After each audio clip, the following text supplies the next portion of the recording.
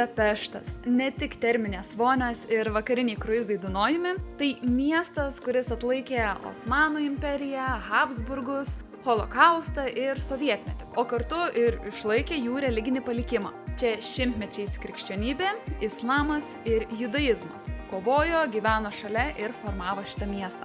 O mes šią laidą bandysime atkapstyti bent dalį to, ką kiekviena iš religijų čia paliko. Labas dar kartą. Sveikinuosi iš kitokios neįprasta vietos, ne prie kažkokio lankytino objekto, bet iš Bukingo Budapešte. Nes ši kelionė ir ši laida yra truputuką kitokia negu įprasta. Ir viena iš to priežasčių yra, kad aš čia atvykau kaip solo keliautoja. Tas iš esmės reiškia, kad aš esu tiesiog viena čia, be antros pusės, be šeimos, be draugų, be nieko. Tai kartu ne tik bandysiu filmuoti laidą viena, be operatoriaus, bet ir šiaip tai bus pati pirma mano kelionė keliaujant vienai. Ir kaip tik šiandien nusileidau į Budapeštą, įsičekinau į viešbutuką, apartamentus, galėsiu aprodyti. Ir kuo dar šiek tiek mano kelionė skiriasi nuo kitų, kad šioje kelionėje, o kartu ir per šią laidą, aš dirbsiu. Vadinas, šiandien yra pirmadienis, turiu day offą dėl skrydžio, bet antradienį, trečiadienį ir ketvirtadienį aš dirbsiu iš namų, nes turiu privilegiją dirbti nuotoliu. Ir bandysiu aplankyti kiek įmanoma daugiau visokių lankytinų objektų ir vietų po darbų. Pradedam kelionę ir einam į patį pirmąjį objektą Budapešte.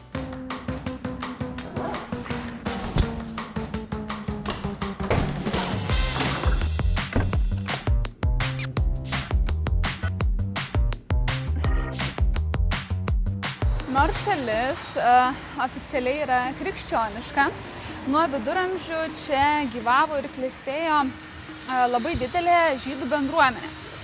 Ir jie klestėjo, kentėjo, išgyveno karus ir iki šiol išliko. Ir turbūt tai labiausiai geriausiai įkūnija žydų kvartalas Budapešte. Ir būtent jame esanti Dohani gatvės sinagoga. Ir mes dabar kaip tik prie jos keliaujam. Šiaip ji šiandien nedirba. Kažkas atsitiko, kad jinai nedirba iki pat ketvirtadienio. Tai galėsim apsižiūrėti iš išorės, nes jinai ir iš išorės baisiai graži yra.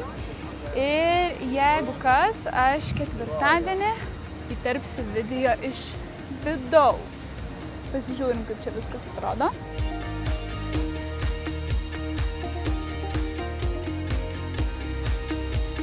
Aš net neįsivaizduoju, kiek aš čia girdėsiuos, nes absoliučiai visur vyksta statybos ir remontai. Bet kol atsisėdom čia prie sinagogos, galvojau, dar šiek tiek papasakosiu. Sinagoga iš esmės yra žydų maldos namai. Tai religija, kuriai jie priklauso, yra judaizmas, viena seniausių religijų, iš kurių vėliau kilo ir krikščionybė, ir islamas. Bet aš dar prieš važiuodama į Budapeštą, man toptelėjo tokia greita mintis, ar aš apskritai galėsiu eiti į sinagogą. Bet tada prisiminiau, kad galima įeiti moterims. Aišku, reikia apsirengti. Nežinau, dabar gal nesimato. Užsidėjau irgi, turi būti žemiau kelių sijonas ir pečius dengianti maikė. Jokių ten galvos apdangalų nieko nereikia. Bet žodžiu, taip kukliai, padoriai ir paprastai. O šiaip įėjus, bent jau šitoje sinagogoje, tradiciškai apskritai vyrai ir moteris meldžiasi atskirai. Tai šioje sinagogoje reikėtų moterim eiti į antrą aukštą, o vaikinam į pirmą aukštą. Nežinau, kad simpatija netrukdytų melstis.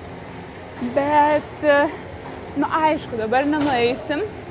Bet jeigu ketvirtadienį man pavyks, tai įdėsiu vaizdo klipus. Ir įdėti pavyko.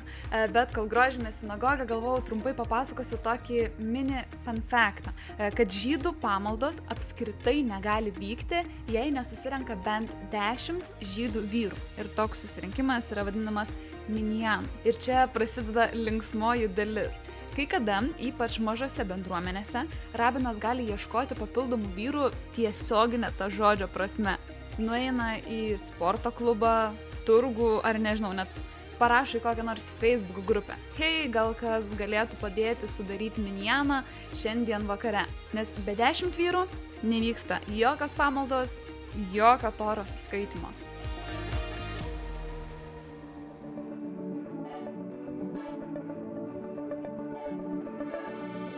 Budapeštas garsėja kaip karštųjų versmių sostinė, tai spėkit iš 3 kartų, kur aš esu. Ačiū Dievui, jau po truputį pasitraukė žmonės, nes jau vienu momentu čia prie manęs jau įnirtingai rodė savo meilę ir panašiai porelės, bet mes čia atvykom ne be reikalo. Terminės vonios yra vienas iš lankytinų objektų Budapešte, nes po šiuo miestu slepiasi virš 100 karštųjų versmių, dėl ko čia labai išaugo visokių spa, saunų, pirčių ir baseinų paslaugos. Bet ši pramoga nėra tokia ir nauja.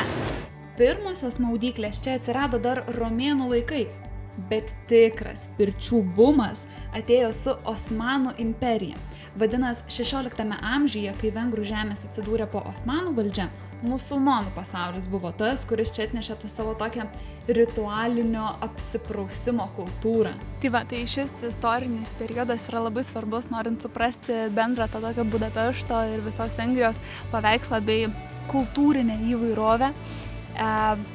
Dėl ko? Dėl to, kad Osmanų imperija, kuri buvo daugiausiai musulmoniška, valdė labai didelę dalį Vengrijos ir dalį Budapešto. Būtent tą, kuris yra pavadintas Buda, bet prie to dar prieisim.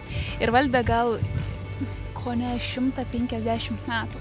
Ir būtent per šitą laikotarpį islamas, kuris irgi yra religija kaip krikščionybė ar judaizmas, tikintis į vieną dievą, paliko didelį pėdsaką miesto architektūroje, kultūroje, virtuvėje ir galų gale pirtyse.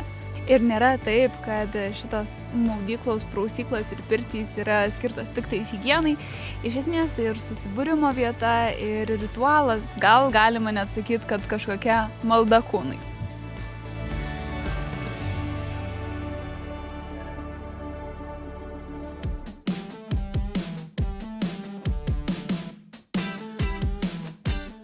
Jeigu jums kol kas neatrodo, kad Budapeštas yra kažkuo įspūdingas ir nerealiai gražus miestas, palaukite šito segmento.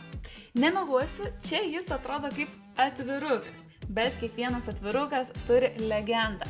Štai pavyzdžiui, 3 vietos viename taške. Žvejų bastionas, Budos pilis ir Turulo statula. Ir kiekviena iš šių vietų tarsi skirtingas pasakojimo sluoksnis.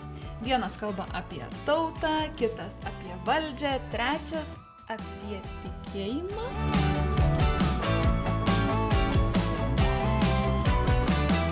Žvejų bastionas. Viena iš pirmųjų šiandienos lankytino objektų. Ir nemeluosiu, šiaip atrodo kaip iš Disnėjaus filmuko, bet drįsčiau sakyti, kad nėra toks magiškas, sužinojus, kad jis yra pastatytas XIX amžiaus pabaigoje, kaip simbolinis gestas, galima sakyti, žvejams. Pasakojama, kad viduramžiais ši miesto dalis priklausė žvejų gildijai ir jie buvo atsakingi už, iš esmės, šios sienos apsaugą, pavyzdžiui, per karus ar kažkokius išpuolius. O kodėl šitą bastioną pastatė ne tarkim iš karto po kokio nors išpuolio, o tik tais XIX amžiaus pabaigoje? Man iškilo šitas klausimas, jeigu iškilo ir jums, atsakymas gana paprastas. Vengrija 1896 metais, jeigu neklystu, šventė savo šalies tūkstantmetinę sukaktį. Tais metais simboliškai viskam statė paminklus ir padėkas, kad prisimintų savo valstybės šventę. Tai taip ir šitas bastionas tapo istorijos rekonstrukcija, pastatyta jau moderniais laikais, bet ties tuo įvairios legendos nesibaigia. Galim keliauti toliau į antrąjį šios dienos objektą.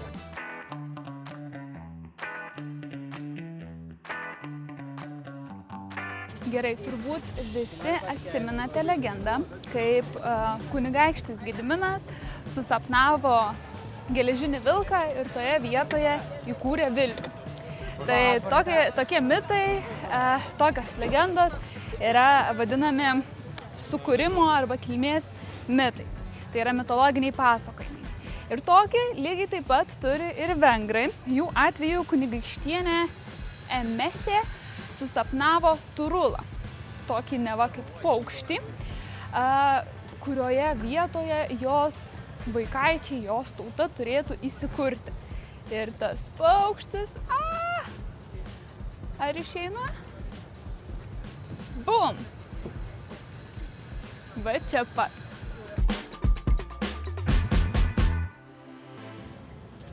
Štai jis, Turulas. Ir ši legenda Vengrijoje tokia svarbi, kad Turulo statulų yra žymiai daugiau mieste, bet šioji turbūt būtų pati svarbiausia ir pati simboliškiausia, nes įžvelgia tiesiai į miestą, į miesto kilmę. O kartu iš tos vietos matosi ir mūsų trečioji stotelė, kur mes šiandien keliausime, tai yra Budos pilis. Važiuojam.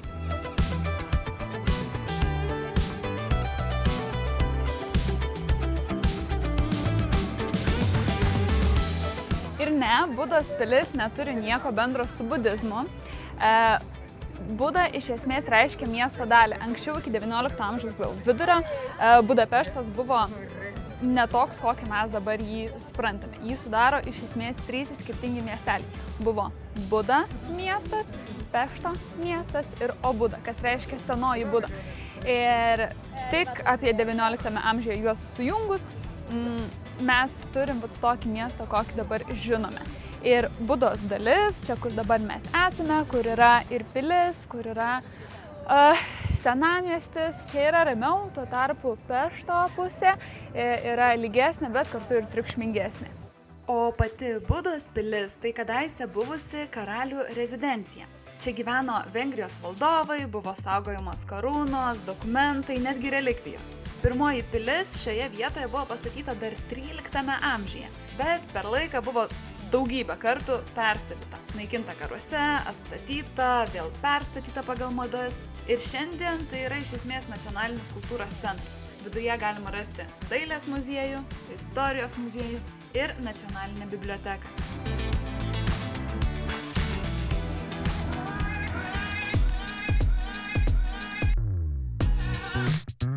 Nauja diena Budapešte ir geresnės vietos pusryčiams arba, kaip mano atveju, kavos pertraukėliai darbo metu turbūt nerasi, negu kad New York Cafe, New Yorko kavinės čia Budapešte.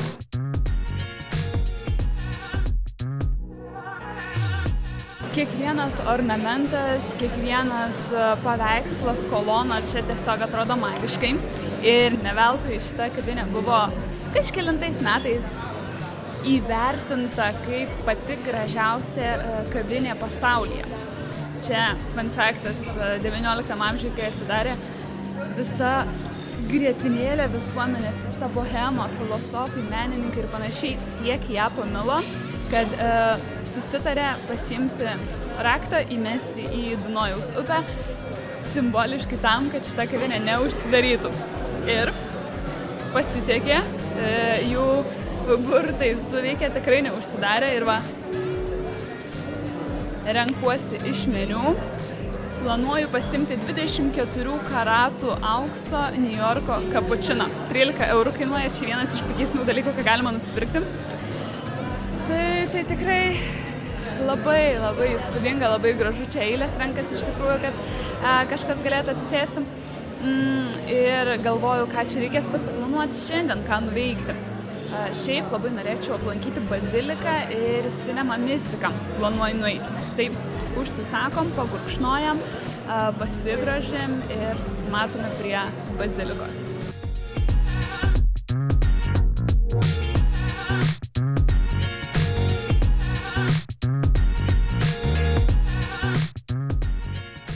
Gerai, jums praėjo kelios akimirkos, man kelios valandos, bet atvykome prie kito lankytino objekto – Švento Stepono bazilikos. Jau spėjome pamatyti žydų maldos namus, pasidomėti apie musulmonų prausimosi ritualus, tad beliko pažvelgti į trečiosios religijos, tai yra krikščionybės, maldos namus baziliką. Pavadinta pirmojo Vengrijos karaliaus Švento Stepono garbei, šita bazilika yra išskirtinė ir įspūdinga ne tik savo išorę ir, aišku, kupolų, bet ir netikėtų eksponatų jos viduje. Viduje specialiame relikvijoriuje yra laikoma Švento Stepono dešinė ranka, būtent to karaliaus. Ir ši ranka yra laikoma relikvija, tai yra liekana, kuri tikima perduoda dalį žmogaus šventumo. Va. Panašiai kaip ir Ispanijai matėm neįrančią ranką.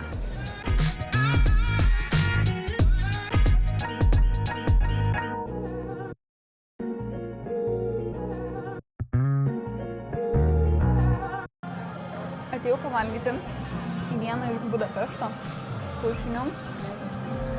Aš jau valgiau guliašą.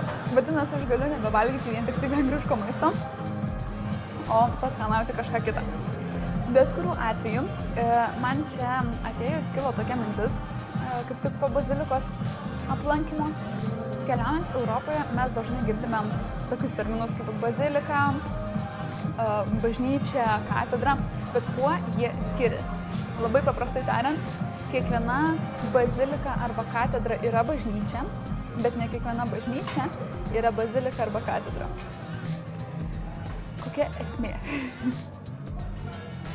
Bažnyčia tai yra bendras pavadinimas visiems krikščionių maldos namam. Tai gali būti nedidukė bažnytėlė kažkur kaimo, kažkokiam kaimelyje. Lygiai taip pat tai gali būti milžiniška graži Florencijos katedra ir bazilika su kupolu. Tuo tarpu bazilika ir katedra yra tokie kaip orangai, kaip titulai. Na ką, sušis suvalgytas, pagrindiniai lankytiniai objektai apeiti ir dabar keliausime į skaitmeninę parodą Cinema Mystica. Šiaip, ironiška, aš taip ar taip planavau ten eiti. Ten atrodo beprotiškai gražu iš nuotraukų internete ir pradėjau googlintis tiesiog kokia dabar vyksta paroda. Dabar paskaitysiu. Šventa tvarka slypinti visose formose. Ta prasme, ar gali dar labiau tikti šitai laidai tema, susijusi su šventumu, šventybė, pasaulio kažkokia tvarka, viso ko sudarimu, nežinau, visata, Dievas, dar kažkas. Beprotiškai laukiu ir man dar tik tai gal už 20 minučių reikės ten eiti, pasitrainusiu po miestą, bet pasižiūrim, ką gero pamatysim. Ekspozicija, kurioje buvau, vadinasi Form in Flux. Čia viskas iš esmės kviečia patirti. Šviesa, garsas, judėjimas, viskas, atrodo, tarsi kvėpuoja tuo pačiu ritmu. Pulsuojančios geometrinės formos, skysčio pavidalo vaizdai, simetrija, kažkas primena ląstelę, kažkas primena visatą. Tikrai jaučiasi va ta tokia visatos sukūrimo esatis. Ir visam tam parodos centre iš esmės tiesiog yra iškeliamas klausimas, kuris labai ir primena religinius svarstymus. Ar forma yra tik atsitiktinumas, o gal kažkokios dieviškos sąmonės pėdsakas materijoje. Bet buvo ir unikalesnių, netokių labai gilių instaliacijų. Pavyzdžiui, viena buvo apie horoskopus, kurį reikėjo įrašyti savo gimimo datą, vietą, laiką ir šviesos instaliacija tiesiog apie tave, apie tavo asmenybę pasakoja ir tave, nežinau, analizuoja. Bet, aišku, čia jau nėra jau toks tarsi filosofinis klausimas, tačiau jeigu kažkam būtų įdomu panagrinėti giliau, labai kviečiu paskaityti, pavyzdžiui, Platoną, kuris kalbėjo apie idėjų pasaulį, kuriame egzistuoja visų daiktų tobulos formos. Bet kuriuo atveju, jei būsite Budapešte, labai rekomenduoju užeiti į Cinema Mystica, kad ir kokia instaliacija tuo metu būtų.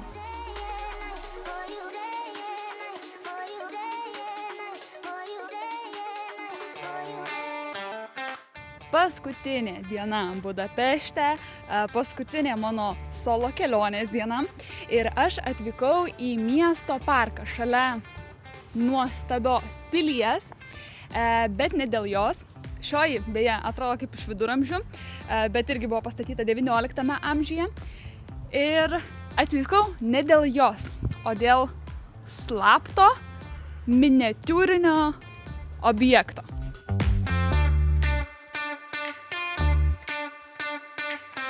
Tada štai mūsų eksponatas, tai yra Drakulos miniatiūra, figūrėlė, statulėlė. Ir Drakulos visas mitas gana aiškiai siejasi su Vengrija. Iš esmės, situacija truputį komplikuota, bet labai sutrumpinus būtų tokia. Drakulos mitas kilo iš Rumunijos. Rumunija šalia Vengrijos plus Transilvanijos žemės. Kažkada iki maždaug Pirmo pasaulinio karo irgi priklausė Vengrijai. Ir dėl to, ir dar papildomų niuansų yra, ir dėl to Vengrija irgi labai siejama yra su vampyrais ir Drakulom. Kažkur dar skaičiau, kad neva ta miniatiūra simbolizuoja tokį vengrų amerikiečių aktorių Bela Lugosi, kuris 30-31 metais atliko pagrindinį vaidmenį filme Drakula. Tačiau aš nežinau, ar ten iš tikrųjų yra tiesa, nebūčiau gal linkusi tikėti, bet kur iš tikrųjų mes matom šitą žmogų, tai yra už manęs. Čia jo biustas, jo statula, būtent šito vengrų aktoriaus. Tai galima sakyti, kad aš dabar stoviu prie vampyro. Dar vieno.